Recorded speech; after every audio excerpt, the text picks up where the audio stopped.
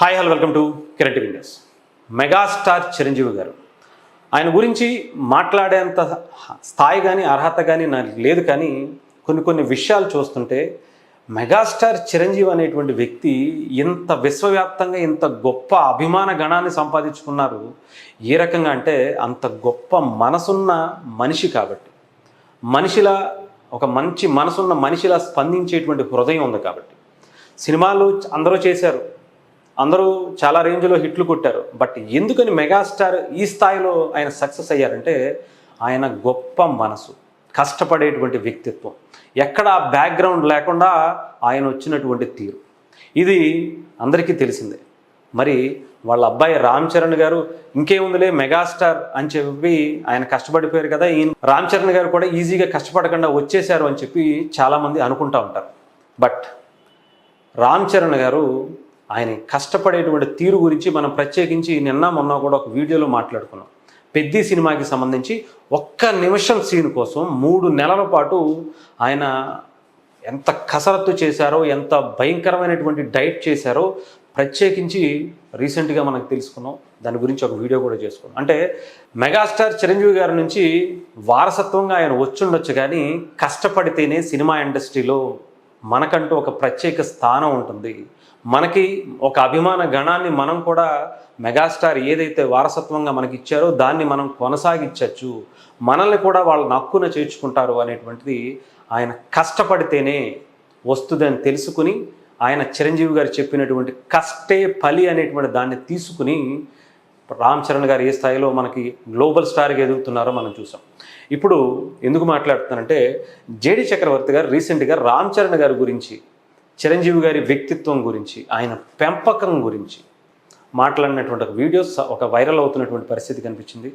రామ్ చరణ్ గారు చిరంజీవి గారిలో ఏం తీసుకున్నారో, ఆయన అంటే రామ్ చరణ్ గారిని ఎలా పెంచారు, సమాజంలో ఎంత అద్భుతంగా ఈరోజు రామ్ చరణ్ గారు ఎంత గొప్ప వ్యక్తిత్వం గల హీరోలు చాలామంది ఉండొచ్చు, బట్ రామ్ చరణ్ గారిలా ఒక మంచి గొప్ప మనసున్న వ్యక్తిత్వాలు చాలా తక్కువ మందిలోనే ఉంటాయి. అలాంటి వ్యక్తి రామ్ చరణ్ గారు. ముఖ్యంగా చిరంజీవి గారి గురించి మనం మాట్లాడుకున్నప్పుడు ఆయన వ్యక్తిత్వం గురించే మాట్లాడతాం, ఆయన చేసిన సమాజానికి చేసినటువంటి గొప్ప సేవల గురించే మాట్లాడతాం. అలాంటిది రామ్ చరణ్ గారిలో కూడా ఆ లక్షణాలను పుణికిపుచ్చుకుని ఆయనకు వెళ్తున్నటువంటి విధానాన్ని ఇలా జేడి చక్రవర్తి గారు లాంటి చెప్తున్నటువంటి ఆ వీడియోలు చూస్తే మనకు అర్థమవుతుంటుంది. ఒకసారి మీకు కూడా వినిపిస్తాను, తర్వాత మాట్లాడదాం.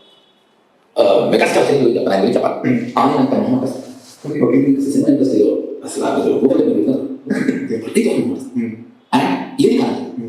ఇప్పుడు నేను సినిమా చూసినప్పుడు నా చిన్నప్పటి నుంచి నాకు తెలిసి ఆయన చూసి పెరిగితే ఫస్ట్ టైం కూడా అంటే అనుకున్నా. ఇప్పుడు నేను చేసి ఆయన చేసి మోస్ట్ కంఫర్టబుల్ పర్సన్ ఆయన సినిమా యాక్టర్ ఆయన కష్టపడడం వచ్చారు అంటే నాకు అంత డబ్బు అంటే ఆయన డబ్బు అంత బాగుంటుంది. ఎగ్జాంపుల్ నేను అది రెగ్యులర్గా నేను ఆయనకి అక్కడ 3 years ఆల్మోస్ట్ సో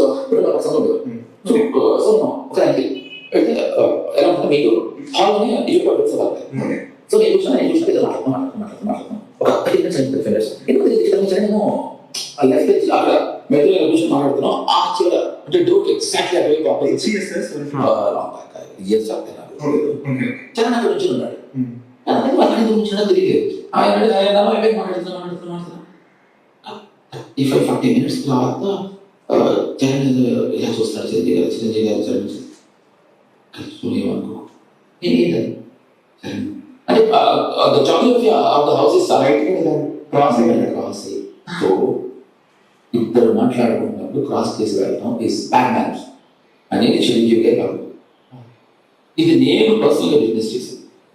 ఇప్పుడు ఇది అంటే ఆయన విట్నెస్ చేశారు కాబట్టి ఆయన చెప్పారు, అంటే ఆయన అక్కడ ఉన్నారు కాబట్టి. అంటే చిరంజీవి గారు జేడి చక్రవర్తి గారు వాళ్ళ ఇంట్లో మాట్లాడుకుంటున్నప్పుడు మధ్యలోంచి ఒక వ్యక్తి వెళ్ళటం అనేది మేనస్ కాదు అని చిరంజీవి గారు నేర్పినటువంటి గొప్ప సంస్కారం, ఆయన పెంపకం అలాంటిది అని చెప్పి ఆయన చెబుతున్నటువంటిది. దాన్ని పుణికిపుచ్చుకున్నారు కాబట్టే అసలు సిసలైనటువంటి మెగాస్టార్కి వారసుడిగా ఇంకా చెప్పాలంటే చిరంజీవి గారికి మించిన స్థాయికి ఆయన రాణిస్తున్నారు. అంటే డెఫినెట్గా ఆయన వారసత్వాన్ని అంటే ఏదో స్టార్డమ్నో యాక్టింగ్నో లేదంటే ఇంకొక దాన్నో ఆస్తినో తీసుకున్నది కాదు, ఆయన వ్యక్తిత్వాన్ని తీసుకున్నారు రామ్ చరణ్ గారు. అందుకే ఈరోజు ప్రపంచ స్థాయిలో ఆయనకి ఇంత గొప్ప పేరు కీర్తి ప్రతిష్టలు వస్తున్నాయంటే బికాజ్ ఆఫ్ ఆయన మంచి మనసుకి దానికి నిదర్శనంగా మనం చూడొచ్చు. చిరంజీవి గారు అంటే చాలా సందర్భాల్లో చెప్తూ ఉంటారు, మనకి రామ్ చరణ్ గారు ఒకసారి అంటారు, నేను గొప్పగా ఏమీ చేయాల్సిన అవసరం లేదు, మా నాన్నగారు ఇచ్చినటువంటి దాన్ని నేను చెడగొట్టకుండా ఉంటే చాలు, జాగ్రత్తగా నేను కాపాడుకోగలిగితే చాలు అనేటువంటి ఆ మాట నేను ఎప్పుడో కొన్ని సంవత్సరాల క్రితం విన్నా. మా బాబాయ్ కానీ మా నాన్న కానీ ఇద్దరూ కూడా ఏ రకమైనటువంటి ఒక మర్యాద, ఎంత గొప్ప మనసుతో స్పందించేటువంటి హృదయంతో ఆయన చేసేటువంటి పనులు ఉన్నాయో, సంపాదించుకున్నటువంటి అభిమాన గణం ఉందో, దానికి చెడ్డ పేరు తీసుకురాకుండా ఉంటే చాలు అనేది ఆయన తీసుకున్నారు. కాబట్టి ఈ రేంజ్లో ఆయన కష్టపడి నిర్మించుకుంటూ ఆయన ఆయన ఆయన బాడీని ఏ రకంగా కష్టపెట్టుకుంటున్నారో మనం ప్రత్యేకించి నిన్న మొన్న పెద్దీలో సంబంధించినటువంటి ఆ దెబ్బ గురించి కూడా మనం చూడొచ్చు. ఎవరన్నా నార్మల్గా అయితే ఏ డూపునో పెట్టి చేసేయచ్చు, బట్ అక్కడ ఆయనకి అంత పెద్ద ప్రమాదం నుంచి తప్పించుకున్నారంటే ఆయన ఎంత ఫేస్ చేసి ఉంటారో ఆలోచించండి. వెంటనే ఎక్కడ టెక్నీషియన్స్ ఇబ్బంది పడతారో, నిర్మాతలు ఇబ్బంది పడతారో, డైరెక్టర్ ఇబ్బంది పడతాడో అని చెప్పి ఈవినింగ్ అంటే ఈరోజు ఈవినింగ్ ఆ యాక్సిడెంట్ జరిగితే మళ్ళీ తెల్లారేపాటికి ఆయన స్టిచ్చెస్ వేయించుకుని షూటింగ్కి వెళ్ళిపోయారు. ఆయన డెడికేషన్ అలా ఉంటుంది. అది చిరంజీవి గారు ఇచ్చింది. మనం ఎంత అంటే చిరంజీవి గారు జగదేక వీరుడు అతిలోక సుందర్లో 104 ఫీవర్తో ఆయన షూటింగ్ ఒక సాంగ్ షూటింగ్ చేశారు అంటే అలాంటివి చాలా సందర్భాల్లో చెప్పుకుంటూ వచ్చారు. ఎంతోమంది ఆ సినిమాల్లో పనిచేసినటువంటి టెక్నీషియన్స్ కావచ్చు, ప్రొడ్యూసర్లు కావచ్చు, డైరెక్టర్లు కావచ్చు చెప్పుకుంటూ వచ్చారు. అలాంటిది ఇప్పుడు రామ్ చరణ్ గారి గురించి కూడా అలాగే చెప్తున్నారంటే ఆలోచించండి.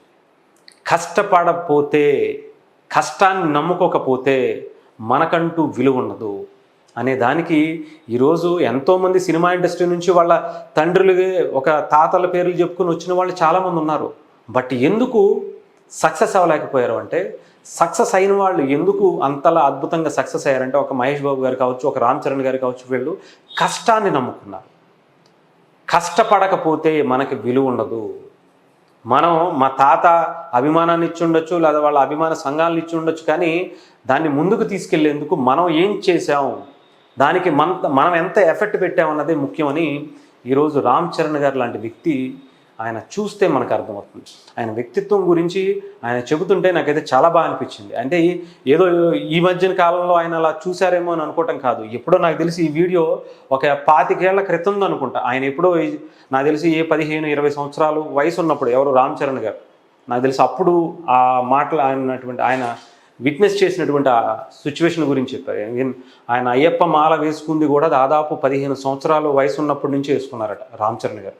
అంటే అప్పటి నుంచే ఎలా సమాజంలో ఉండాలి అనే దాన్ని ఆ దీక్షతో ఆయన చిరంజీవి గారు ఇచ్చినటువంటి ఆ నడవడికతో ఆయన నేర్చుకున్నటువంటి విధానంగా మనం చూడొచ్చు.